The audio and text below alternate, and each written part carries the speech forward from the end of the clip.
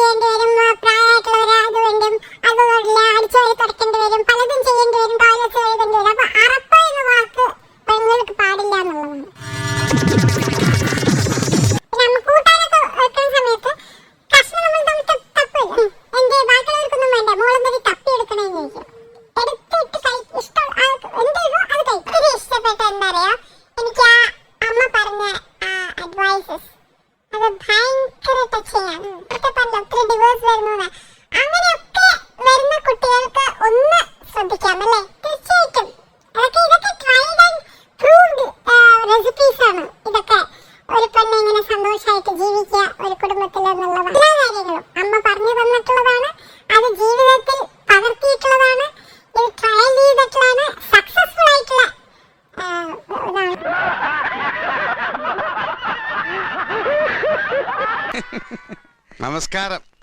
എന്റെ പേര് ദേവാരുണ്യൻ നമ്പൂരിപ്പാട് തന്നെ എല്ലാവരും വിളിക്കാറ്. അല്ല, ഇയാള് കല്യാണം കൂടാൻ വന്നതോ അതോ കള്ളനെ പിടിക്കാൻ വന്നതോ? നിങ്ങൾ പറഞ്ഞത് ശരിയാണ്. 52 രൂപ ഉണ്ടായിരുന്ന കരിമീൻ ഇപ്പൊ 85 രൂപയാണ്. ഇക്കണക്കിന് എങ്ങനെ ജീവിക്കാം? പക്ഷെ കുടമാറ്റം നന്നായത് പാറമേക്കാവിന്റെ ആണെങ്കിലും വെടിക്കെട്ട് നന്നായത് തിരുവമ്പാടിര.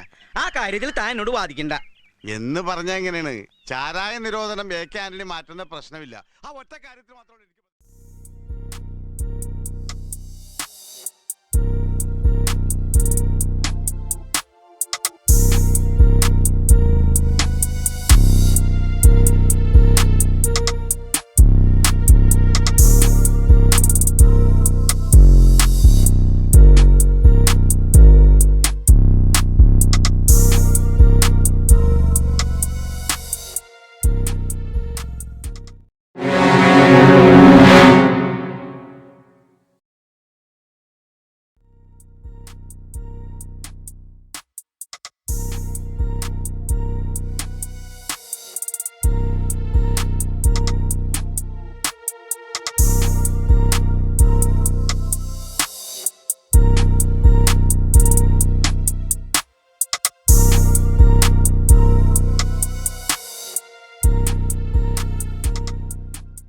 I remember in my early days being thrown by the odd nasty comment or negative commentary. I even went to Trevor Mallard for advice on how to harden up.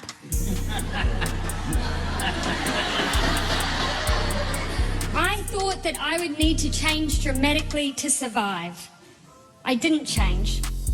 I leave this place as sensitive as I ever was, prone to dwell on the negative, hating question time so deeply that I would struggle to eat. New Zealand, America തുടങ്ങിയ വികസിത രാജ്യങ്ങളുടെ ഭരണം കൈയാളുന്ന പ്രധാനികളിൽ പുരോഗമന ബോധമുള്ള സ്ത്രീകൾ കടന്നു വരുന്നു.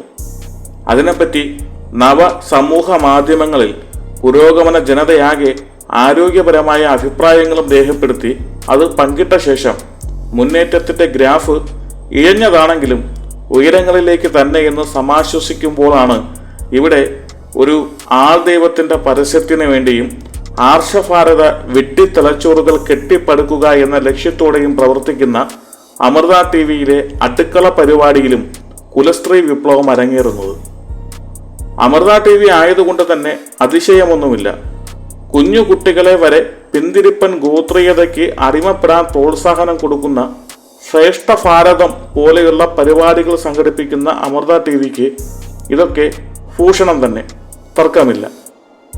പിന്നെ ഗസറ്റ് വിജ്ഞാപനത്തിലൂടെ പേര് മാറ്റി ദൈവമായ സുധാമണി എന്ന മരണമില്ല, പകരം കറുത്ത കല്ലായി മാറുമെന്ന് പറഞ്ഞു നടക്കുന്ന ആത്മീയ കൊള്ളക്കാരിയും അവരെ പിൻപറ്റുന്ന കാട്ടുകള്ളന്മാരും ഭാവി സുരക്ഷിതമാക്കാൻ ആർഷഭാരതം കച്ചവടം ചെയ്യാൻ ആരംഭിച്ച ചാനലിൽ കുലസ്ത്രീ വിപ്ലവം ആഘോഷമാക്കുന്നത് നമുക്കിടയിൽ ചർച്ച ചെയ്യേണ്ടി വന്നാൽ അത് വർഷം 2024 എത്തുന്നു എന്നതുകൊണ്ടും ഈ ആധുനികതയിൽ ലോകരാഷ്ട്രങ്ങളുടെ നെറുകയിൽ സ്ത്രീകളുടെ കൂടുതലായ കടന്നുവരവിനെ പുരോഗമന ജനത സ്വാഗതം ചെയ്യുകയും ചെയ്യുന്ന വേളയായിപ്പോയി എന്നതിനാലാണ്.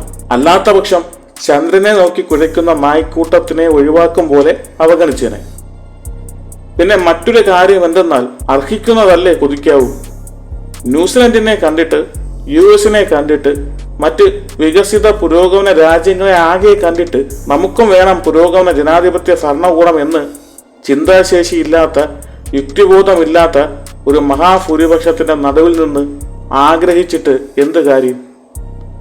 കാക്കാമാരിൽ നിന്നും പെൺകുട്ടികളെ സംരക്ഷിക്കാൻ നടക്കുന്ന കുലസ്ത്രീകളും കുലസ്ത്രീയാണെന്ന് സ്വയം ക്ലെയിം ചെയ്ത ശേഷം ആ നാമം എളുപ്പത്തിൽ കിട്ടുന്ന ഒന്നല്ല എന്നുമൊക്കെ വാദിക്കുന്നവർ ചെന്നടിയേണ്ട സ്ഥലം തീർച്ചയായും അമൃത ടിവിയോ ജനൻ ടിവിയോ ഒക്കെ തന്നെയാണ്.